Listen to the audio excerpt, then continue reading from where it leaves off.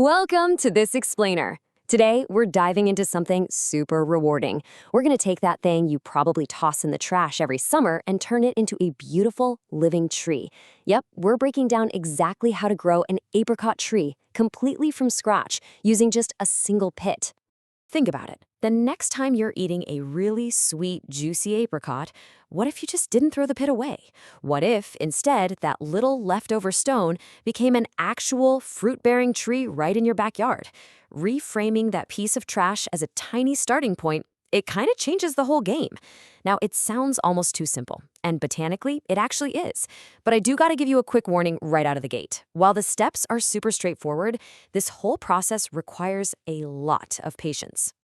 All right, so here is our roadmap for this multi-year botanical journey. We're going to cover saving the apricot pit, creating an artificial winter, planting the germinated seed, moving the tree outdoors, the long wait for fruit, and finally, weighing a pit-grown tree versus a nursery tree. Let's get right into it. Section 1. Saving the apricot pit. The whole journey starts by picking a fresh, healthy apricot, and you're ideally looking for a locally adapted variety. Grabbing a local apricot is honestly the smartest move here, because it's already proven it can thrive in your specific climate. Once you've got it, prep is key. First, wash away all that remaining flesh. You want to rinse it super thoroughly because any leftover fruit is literally a magnet for mold, and that will ruin our project before it even gets off the ground. After washing, just let it dry out for 2 or 3 days. Then comes the tricky part, carefully cracking open that hard outer shell. The goal here is to expose the inner seed, the delicate little guy that actually grows the tree, without, accidentally crushing it. Moving on to Section 2, creating an artificial winter. See, in nature, that hard shell we just cracked acts like heavy-duty armor. That armor protects the seed through the harsh seasons until conditions are just right for it to wake up. And that brings us to a really cool botanical trick called cold stratification. Basically, this means providing a seed with a period of cold, moist conditions before it'll germinate. Simply put, you're stepping in for Mother Nature and faking a winter. This environmental signal, a long stretch of cold followed by sudden warmth, tells the seed, hey, winter's over, spring is here. It's an evolutionary safeguard that keeps these temperate climate seeds from sprouting at the wrong time and getting wiped out by a freeze. So, how do we actually fake a winter? Well, you take your carefully extracted seed and wrap it up in a slightly damp paper towel. And I really mean slightly. If it's soaking wet, it's just going to rot. Pop that wrapped seed into a resealable plastic bag or a Tupperware container and toss it right into your fridge, right next to last night's takeout. While it's chilling, you'll want to peek in occasionally. Just make sure it stays barely moist and keep a sharp eye out for any fuzzy mold trying to creep in. You're going to keep that seed shivering in the fridge for roughly 6 to 8 weeks. Now, the exact time can vary a bit depending on the specific variety you chose, but 6 to 8 weeks is pretty much the gold standard. You're basically just waiting for that amazing moment when nature decides it's time to plant and the seed pushes out a tiny little root. Which brings us to Section 3, planting the germinated seed. This is where we finally get some dirt involved and things get visually rewarding. The second you see that tiny root, it's potting time.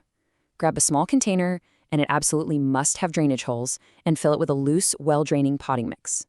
This is actually a super important thing to know about apricots. Their roots desperately need oxygen.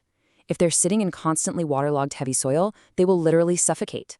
So plant the seed about 1 inch deep and be extremely gentle so you don't snap that fragile new root. Give it a gentle water so the soil is damp but not a swamp, and stick it in a warm, sunny window to soak up some rays. Section 4. Moving the tree outdoors. Eventually, it's time to take our pampered indoor plant and introduce it to the real world. Now, you can't just chuck the pot into the yard and hope for the best. A sudden blast of cold or harsh wind would totally destroy it. Instead, you have to gradually introduce it to outdoor light and weather over a few days in the spring. We call this hardening off, and it stops the plant from going into severe transplant shock.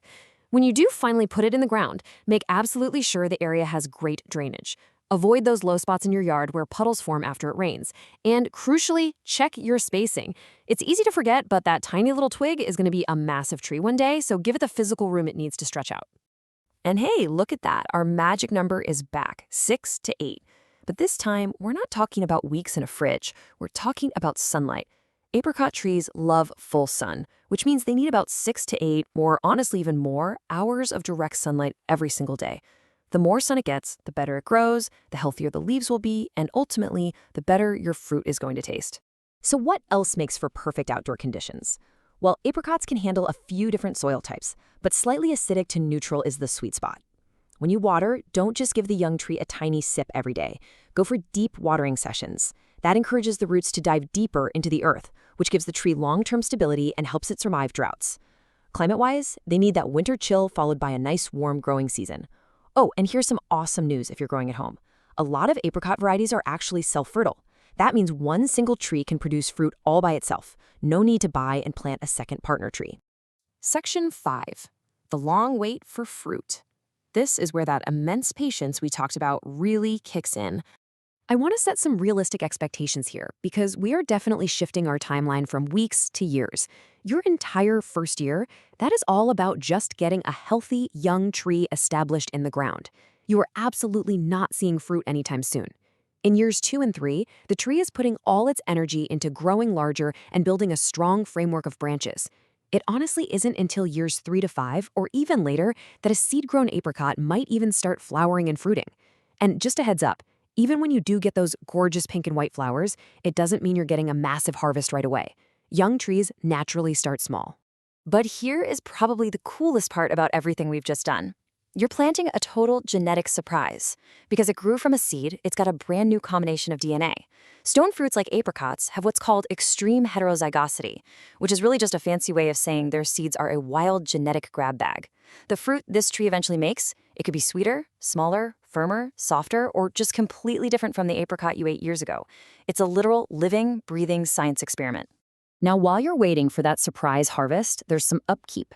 You'll want to prune the tree while it's dormant in the winter to keep its structure open that lets sunlight and air hit every branch. Keep an eagle eye out for pests, like aphids or boring insects. Also, apricots like to bloom pretty early in the spring, which means a late, sneaky freeze can wipe out your entire crop. So you might actually need to throw frost covers over those early blooms. And finally, when you do get a big batch of fruit growing, you've got to thin out the excess. It feels wrong, but it stops the branches from snapping under the weight, and it lets the remaining fruit grow much bigger and sweeter. Section 6. Pit versus nursery trees. Before you go digging up your yard, you have to decide what kind of home orchard experience you're actually looking for.